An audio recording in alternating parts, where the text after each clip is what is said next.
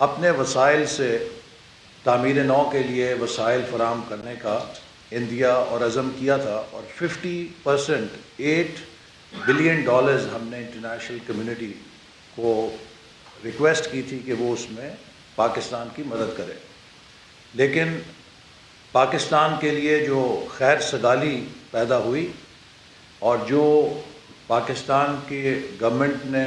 International community کو engage کرنے کے لیے کوششیں کی، جس میں وزیر اعظم نے لیڈ کیا اسے، ہمارے فارن آفس نے اس کو سپورٹ کیا، ہمارے دیگر گورنمنٹ کی منسٹریز نے اس کو سپورٹ کیا. اس سے 8 ارب کی بجائے 10 ارب ڈالر سے زیادہ ہمیں انٹرنیشنل پلیجز ملے. اور میں اس میں خاص طور پہ سیکرٹری جنرل UN کا شکریہ ادا کرنا چاہتا ہوں کہ جنہوں نے ایک پرسنل کاز کے طور پہ پاکستان کی اس مشکل اور ابتلا کو بین الاقوامی برادری کے سامنے رکھا، اور یہ خود پاکستان میں پہنچے تھے، سب سے پہلے پہنچنے والے لوگوں میں تھے، اور نہایت گرمی کے اندر سیلاب زدہ علاقوں کا دورہ کر کے انہوں نے مشاہدہ کیا کہ پاکستان کس تباہی سے گزر رہا ہے. پاکستان نے پوری دنیا کی طرح پینڈیمک کا مقابلہ کیا. اس کے بعد یوکرین وار کے بعد جو سپلائی شاک آیا، جس نے پوری دنیا میں تیل، گندم، فرٹیلائزر، ہر کموڈٹی کی قیمت کو 4-5 گنا بڑھا کے ایک شدید مالی بحران پیدا کیا دنیا کے لیے، وہ سب ہم نے دنیا کے ساتھ بھگتا. لیکن دنیا کے کسی ملک نے 30 ارب ڈالر کا موسمیاتی تباہی کا جھٹکا برداشت نہیں کیا جو پاکستان نے کیا. اور اس کے بعد ہر بیرونی ملک سے آنے والا وفد اور انٹرنیشنل ڈیلیگیٹ جو پاکستان آیا، جب وہ ہم سے ملتا تھا تو ان علاقوں کا مشاہدہ کرنے کے بعد اس کی آنکھیں نم ہوتی تھیں، اس کا دل موم ہوتا تھا. مگر بدقسمتی سے اس مشکل کرائسس میں کہ جب پاکستانی قوم ایک غیر معمولی حادثے سے نبردہ آزما ہو رہی ہے، ہمارے ملک کے اندر ایسے لوگ ہیں کہ جو ملک کی بحالی کو توجہ بنانے کی بجائے وہ مسلسل ایک عالمی سطح کے اوپر پاکستان کے خدا نخواستہ ڈیفالٹ ہونے کی خبریں پھیلاتے ہیں. میں یہ بات ببانگ دول کہنا چاہتا ہوں کہ آج جو سپورٹ پاکستان کو اپنے دوست ممالک سے دستیاب ہے، جس میں ابھی حال ہی میں سعودی عرب نے جس سپورٹ کا اظہار کیا، حال میں پرائم منسٹر کے UAE کے وزٹ کے موقع پر وہاں سے جس سپورٹ کا اظہار ہوا، اس سے پہلے چائنا کے پرائم منسٹر نے فون کے اوپر وزیر اعظم شہباز شریف صاحب کو جس امداد کا یقین دلایا، اور پھر جنیوا میں پوری دنیا نے جو پاکستان کے ساتھ یکجہتی کی اور 10 ارب ڈالر کے پلیجز کیے، میں واضح طور پہ کہنا چاہتا ہوں کہ there is 0% chance of any default. ہم مشکلات سے اور ایک مشکل مرحلے سے گزر رہے ہیں، لیکن پاکستانی اکانومی کے ڈیفالٹ ہونے کا کوئی خطرہ نہیں ہے. اور جو لوگ ملک کے اندر افراتفری پھیلا رہے ہیں، نفسیاتی طور پہ ایک کرائسس کریٹ کر رہے ہیں، وہ پاکستان کی خدمت نہیں کر رہے، وہ پاکستان کے ساتھ دشمنی کر رہے ہیں.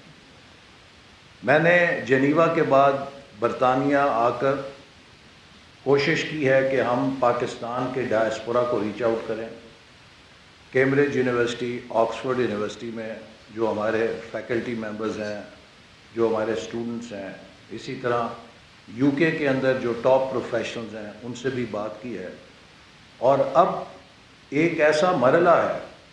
کہ پاکستان کو ان بحرانوں سے نکالنے کے لیے ہم سب کو ایک ٹیم پاکستان بن کے اپنا کردار ادا کرنا ہے. یہ پاکستان ہم سب کا ہے. سیاست کھیلنے کے لیے ساری عمر پڑی ہے، لیکن اس وقت ہمیں پاکستان کو نہ صرف اس بحران سے نکالنا ہے، بلکہ اس کو ایک پائیدار معاشی بنیاد فراہم کرنی ہے. اس مقصد کے لیے حکومت نے E5 فریم ورک بنایا ہے، جس میں سب سے پہلی ترجیح ایکسپورٹس کو ہے. ہم ہر دفعہ دوست ممالک کی امداد لے کر پاکستان کو بیل آؤٹ نہیں کر سکتے۔ دنیا کے ان کامیاب ممالک کی طرح جنہوں نے مستقل بنیادوں پہ ترقی کی ہے، ہمیں اپنے ایکسپورٹ کے انجن کو پوری سپیڈ کے ساتھ چالو کرنا ہے۔ اس مقصد کے لیے ہر پاکستانی بزنس مین کو، ہر پاکستانی کو جو اوورسیز میں ہے، یہ دیکھنا ہے کہ وہ پاکستان سے کون سی چیز منگا کر اس مارکیٹ میں بیچ سکتا ہے۔ یو کے میں بسنے والے ہر پاکستانی کو پاکستان کی مصنوعات کا سیلز ایجنٹ بننے کی ضرورت ہے۔ یورپ میں بسنے والے ہر پاکستانی کو پاکستانی مصنوعات کا سیلز ایجنٹ بننے کی ضرورت ہے۔ امریکہ میں بسنے والے ہر پاکستانی کو پاکستانی مصنوعات کا سیلز ایجنٹ بن کے ان مارکیٹس میں پروموٹ کرنے کی ضرورت ہے، کیونکہ ہماری سیلویشن یا ہماری بقا کا انحصار اس بات پہ ہے کہ ہم 32 ارب ڈالر کی ایکسپورٹ کو کس قدر تیزی کے ساتھ 100 ارب ڈالر کی ایکسپورٹ پہ لے کے جا سکتے ہیں۔ اگر ہم نے یہ فاصلہ 5 سے 7 سال میں کر لیا تو ہم تر جائیں گے، اور اگر خدا نہ خواستہ بزنس ایز یوزول پہ ہم رہے اور ہم نے 12-15 سال میں یہ فاصلہ کیا تو جو اس وقت ہم پر غیر ملکی قرضوں کا بوجھ ہے، ہم اس سے نکل نہیں سکیں گے۔ تو لہٰذا اس وقت ہماری کوشش ہے کہ جو ہماری ڈیولپمنٹ اسٹریٹجی ہے اس کو ہم ایکسپورٹ کے گرد بنائیں۔ انشاءاللہ چند ماہ کے اندر جو ہی پاکستان کی معیشت مستحکم ہوتی ہے تو ہم فل تھروٹل کے ساتھ پرائیویٹ سیکٹر کے ساتھ مل کر ایکسپورٹ کو بڑھانے کے لیے پالیسیز بھی بنائیں گے اور پروگرامز کو بھی شروع کریں گے۔ دوسرے نمبر پہ پاکستان کو زر مبادلہ کی ضرورت ہے، اور حکومت اوورسیز پاکستانیز کے لیے انسینٹیوز کا اعلان کرے گی۔ وزیر اعظم کی ہدایت پر وزارت خزانہ انسینٹیوز کا ایک پیکج بنا رہی ہے جس میں اوورسیز پاکستانیز کو جو ترسیلات پاکستان بھیجتے ہیں پرکشش مراد دی جائیں گی، تاکہ ہنڈی اور حوالے کی بجائے زیادہ سے زیادہ لوگ بینکوں کے ذریعے پاکستان کو زر مبادلہ بھیجیں اور ہم ملک کے زر مبادلہ کے ذخائر کو بھر سکیں۔ تیسرا ذریعہ فورن ڈائریکٹ انویسٹمنٹ ہے۔ ہم سب کو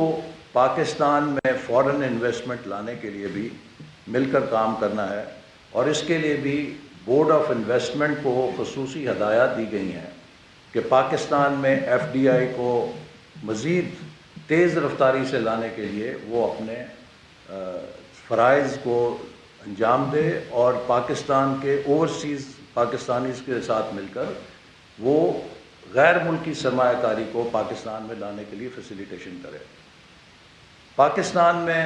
ہمیں بہت بڑا چیلنج اس وقت ملک کی جو معاشی پیداوار ہے اس کی پروڈکٹیوٹی کا ہے۔ حکومت اس کے حوالے سے بھی ایگریکلچرل پروڈکٹیوٹی اور انڈسٹریل پروڈکٹیوٹی کو بڑھانے کے لیے اقدامات اٹھا رہی ہے، جس کے نتیجے میں ہم دنیا میں مسابقت پیدا کر سکیں گے۔ ہمارے پاس محدود مدت ہے۔ ہم نے ویژن 2025 کا پروگرام شروع کیا تھا، اور مجھے خوشی ہوئی کہ میں پرسوں جب کیمبرج یونیورسٹی میں گیا تو وہاں پہ ان کے انسٹیٹیوٹ فار مینوفیکچرنگ کے جو سربراہ تھے، انہوں نے کہا کہ پاکستان کے ویژن 2025 جیسا ترقی کا روڈ میپ ابھی تک میں نے کسی ملک کے پاس نہیں دیکھا۔ تو ایک ایسا روڈ میپ جس پر ہم کامیابی کے ساتھ عمل درآمد کر رہے تھے، اور 2017-18 میں ہمیں دنیا یہ کہہ رہی تھی کہ ہم ٹاپ 20 اکانومیز میں آ جائیں گے، ایک مومنٹم بن گیا تھا، ایک سینٹیمنٹ بن گیا تھا، ایک کانفیڈنس بن گیا تھا۔ 2018 کی تبدیلی نے اس کو کریش کر دیا، اور آج جو ملک کے معاشی حالات ہیں ان پر کوئی یہ کہے کہ اس حکومت نے پاکستان کو بدحال کر دیا ہے، تو میں سمجھتا ہوں کہ اس کی مثال ایسے ہی ہے کہ جیسے کوئی ڈرائیور بس کو کھائی میں گرا کر سائیڈ پہ کھڑا ہو کر یہ پوچھے کہ یہ بس کو کس نے نیچے گرایا ہے کھائی کے اندر۔ جو لوگ اپنی ناتجربہ کاری سے اس ملک کے اوپر مسلط ہوئے اور انہوں نے ایک ہنستے بستے چلتے ملک کو کریش کر کے بدترین معاشی بحران میں شکار کر دیا۔ آج ہمارے معاشی بحران کی دو وجوہات ہیں جن سے ہم ابھی تک نکل نہیں سکے۔ پہلی، وہ ڈیویلیویشن جو بغیر سوچے سمجھے کی گئی، اس نے ملک کے اندر مہنگائی کی لہر برپا کی، اور اسی سے جڑا ہوا وہ IMF کا معاہدہ کہ جس پر پچھلی حکومت دستخط کر کے گئی، جس میں کہ نہایت سخت شرائط کو انہوں نے تسلیم کیا، اور اب ہمارے پاس ان شرائط سے فرار نہیں ہے۔ دوسری چیز، پچھلی حکومت نے پالیسی ریٹ کو ڈبل کیا، اور اس پالیسی ریٹ کو ڈبل کرنے سے یکا یک پاکستان کے قرضوں کی ادائیگی کا بوجھ 1500 ارب روپے سے بڑھ کر 4500 ارب کے اوپر پہنچ گیا ہے۔ اب یہ جو 3000 ارب کا 5 سالوں میں اضافہ ہوا ہے قرضوں کے بوجھ میں، اس کو ادا کرنے کے بعد پاکستانی معیشت میں اتنی سخت نہیں ہے کہ وہ ترقیاتی منصوبے چلا سکے۔ 2018 میں ترقیاتی بجٹ 1000 ارب تھا۔ 2022 میں جب ہم دوبارہ آئے ہیں تو وہ سکڑ کر 550 ارب رہ گیا تھا، اور حکومت کے اقتدار سنبھالنے سے 10 روز قبل 1 اپریل کو وزارت خزانہ نے کہہ دیا تھا کہ آخری سہ ماہی کے لیے وہ ڈیولپمنٹ بجٹ کی قسط جاری نہیں کریں گے۔ میں عمران خان صاحب سے بھی اور ان کے معاشی ٹیم سے یہ سوال پوچھنا چاہتا ہوں کہ جو آج ہمیں الزام دیتے ہیں، وہ یہ بتائیں کہ اگر اتنے بھرے ہوئے خزانے وہ چھوڑ کر گئے تھے تو 1 اپریل کو وزارت خزانہ نے پاکستان کی تاریخ میں پہلی دفعہ کیوں آخری سہ ماہی کے لیے 1 روپیہ جاری کرنے سے انکار کر دیا تھا اور کہا کہ جی ہمارے پاس پیسہ ہی نہیں ہے، ہم کہاں سے پیسے دیں؟ تو پاکستان کو کنگال کر کے جو لوگ گئے، آج اگر وہ اس حکومت کو کسی قسم کا الزام دیں تو یہ الٹا چور کوتوال کو ڈانٹے کی مصدار ہے، کیونکہ آج تو یہ حکومت دن رات اس آگ کو بجھانے میں لگی ہوئی ہے کہ جس میں ملک کو جھونک دیا گیا۔ وزیر اعظم کبھی چین کے ساتھ، کبھی سعودی عرب کے ساتھ، کبھی UAE کے ساتھ، کبھی ادھر کبھی ادھر۔ ہمیں بھاگنے کا شوق نہیں ہے، ہم ان کانٹوں کو چگ رہے ہیں، ہم ان بارودی سرنگوں کو ڈیفیوز کر رہے ہیں کہ جن کو پچھلی حکومت لگا کر گئی، اور یہ ہمارا کام ہے، ہماری ذمہ داری ہے کہ نہ صرف یہ کہ ہم یہ راستہ صاف کریں بلکہ ترقی کے دوبارہ راستے کو شروع کر کے جائیں۔ تو اس لیے میں سمجھتا ہوں کہ اس وقت یہ وقت پاکستان میں عدم استحکام پیدا کرنے کا نہیں ہے، یہ وقت پاکستان میں کولیبریشن کا ہے، یہ وقت پاکستان میں یکجہتی کے مظاہرے کا ہے، یہ وقت سب پاکستانیوں کو ایک دوسرے کے ساتھ کندھا ملا کے ملک کو ایک مضبوط معیشت میں ڈھالنے کے لیے اپنا کردار ادا کرنے کا ہے۔ الیکشن اپنے ٹائم پر ہوگا، اور کسی قسم کی جو ہے کرتبہ یا وہ کسی قسم کا جو ایک سرکس کا تھیٹر کا کوئی جو دکھاتے ہیں وہاں پہ کرتب، سیاسی کرتبوں سے الیکشن نہیں ہوگا، الیکشن آئین کے مطابق ہوگا، اور آئین کے اندر کاؤنسل آف کامن انٹرسٹ جو ادارہ ہے اس میں عمران خان صاحب خود فیصلہ کر کے گئے ہیں کہ اگلا الیکشن نئی مردم شماری کے اوپر ہوگا، اور نئی مردم شماری کا عمل اس وقت شروع ہو چکا ہے، اور اس کے نتائج 30 اپریل کو شائع ہوں گے۔ اس کے بعد الیکشن کمیشن کو 4 ماہ درکار ہوں گے نئی حلقہ بندی کے، جو آئینی تقاضا ہے۔ تو یہ سارا عمل اگست میں جا کے مکمل ہوگا، اور یہ وہی وقت ہے جب اسمبلیاں اپنی طبعی عمر پوری کریں گی۔ تو اس لیے اس موقع پر سیاسی کرتب کرنا کہ ہم اسمبلی توڑ رہے ہیں بڑی خوشی کی بات ہے۔ میں نے تو کل کہا کہ شکریہ عمران خان، کہ ہم تو چاہتے تھے کہ آپ کی حکومتیں ختم ہوں تو آپ نے خود ہی اپنے ہاتھوں سے اپنی حکومتیں ختم کر دی ہیں، تو بڑی ہمیں خوشی ہے، اس پہ مٹھائی بانٹنی چاہیے۔ اور پھر آپ تو ہماری حکومت ختم کرنے کے لیے نکلے تھے مرکز میں،